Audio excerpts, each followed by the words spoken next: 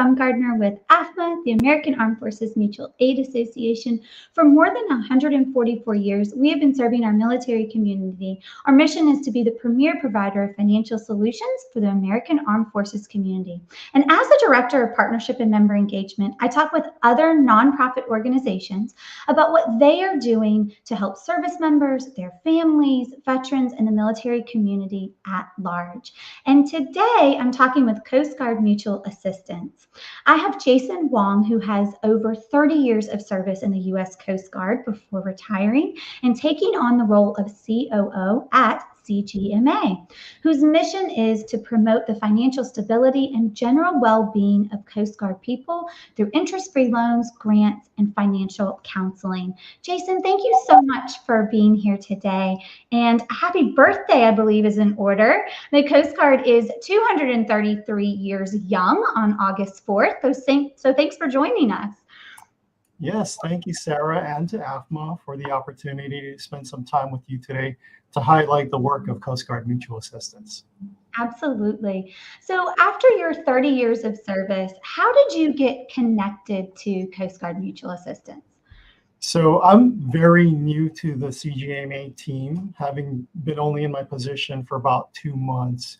And as you mentioned, I recently retired after serving 30 years with the Coast Guard.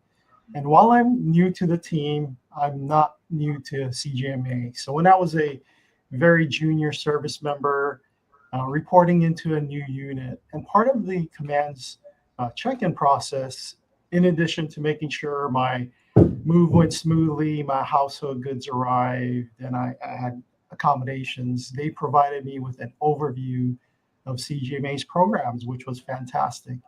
And additionally, as a leader in the Coast Guard, CGMA was always there as a resource to assist me with supporting others. So when the opportunity this year presented itself to join the team, I applied for the position, and I couldn't be happier, Sarah, to be part of an organization where I can still play a part in supporting the Coast Guard community. That's great. You're still serving in essence, just in a different capacity. Could you please just kind of briefly describe the mission of CGMA? Sure, I'd love to. So we are the official military relief society for the U.S. Coast Guard, and our mission is simple: to support the financial resilience of the Coast Guard community. And as you already mentioned, we do this by offering interest-free loans, grants, counseling services to help promote financial stability and resiliency. And oftentimes, this is in times of personal financial hardship for the service member or families. And we have programs that cover disaster relief, day-to-day support, and education programs. I do want to note it's important to mention that CGMA is a nonprofit organization. We operate independently, and we don't receive any governmental funding. So all of our finances and resources come from voluntary contributions by individuals. A lot of the individuals, majority of them, have a connection to the Coast Guard, active duty, retirees, our civilian workforce, our auxiliaries, just to name a few, and a few other generous organizations. So we're an organization that is truly helping our own. Yeah, absolutely. That's wonderful. And you mentioned kind of 3 areas of focus. And one of those was disaster relief, kind of day-to-day, and educational programs. Can you start by telling me a little bit about the disaster program? Sure. So our disaster program aims to help our personnel and families with financial hardships resulting from natural disasters, right? Storms, emergencies, and unexpected events, fires, or even just a loss of a vehicle. So it's anything unexpected. We provide them financial aid to help with temporary housing, food, clothing, property loss, medical expenses, or whatever they need immediately in the aftermath of their disaster. And the assistance is normally provided in grants, so they don't have to pay it back. And this approach ensures that we're providing vital financial aid to our service members and families. So they can focus on recovering and not additional financial burdens that they would have after a disaster strikes. So a good example is the recent uh, typhoon Mawar that impacted Guam in May. Mhm. So we provided close to $300,000 in grants, and we don't have a very big footprint in Guam. We have roughly about 200 active duty service members and families there. So, we provided grants to those service members stationed there to help them recover from that storm. Wow.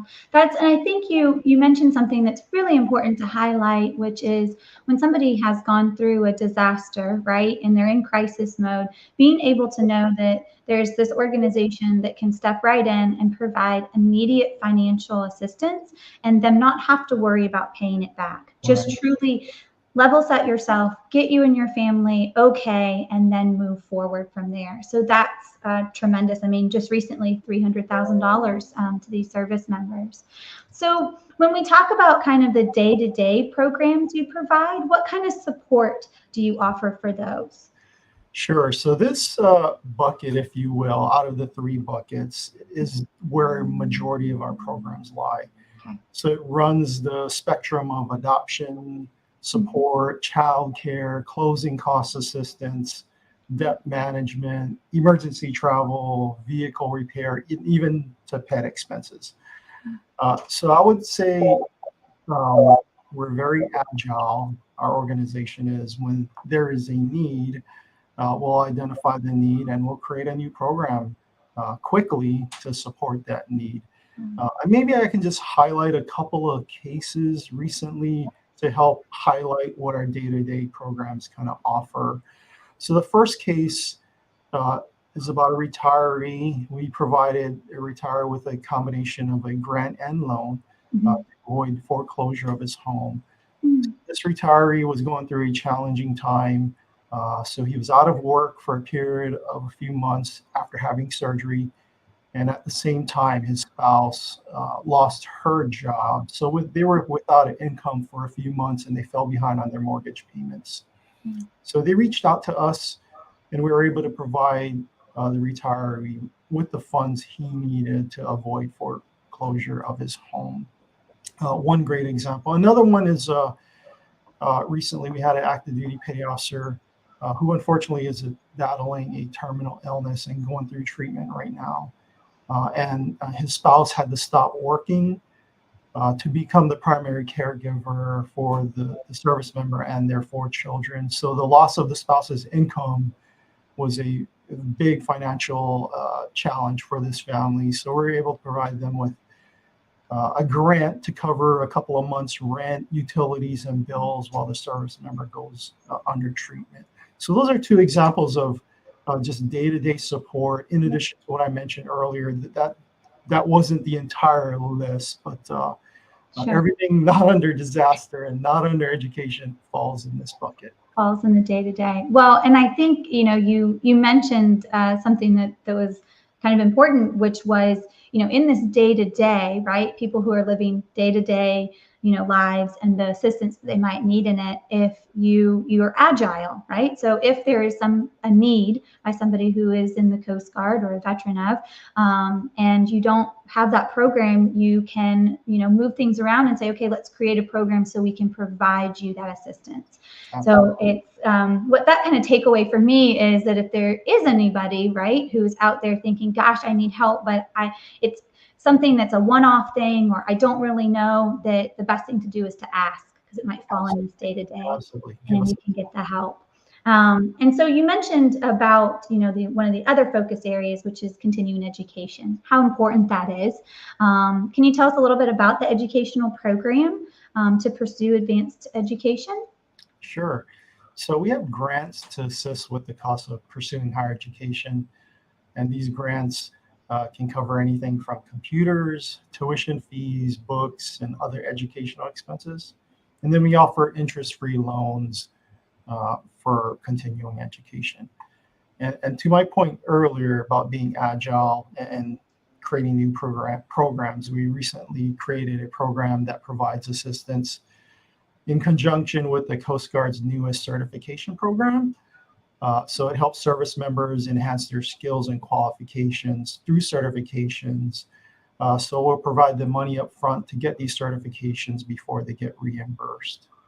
Wow, that's great. And that's a new program that you guys, that's wonderful. That's great. Well, it sounds like through these three kinds of buckets, as you said, that somebody who might be needing assistance in any of those areas or not, maybe doesn't even know where to go, that Coast Guard Mutual, is a great place to be able to go to start the conversation, right? So if somebody is thinking, gosh, I'm wanting to learn more about receiving help from CGMA, what's the best way for them to contact you? Sure. Our website, which I understand you folks are going to put up, it's www.cgma.hq.org. Has all of our programs. It has our contact information. You can email us or call us directly. It also has a speaker engagement request. So we oftentimes travel around and provide education awareness about what we're doing with CGMA. So reach out to us that way.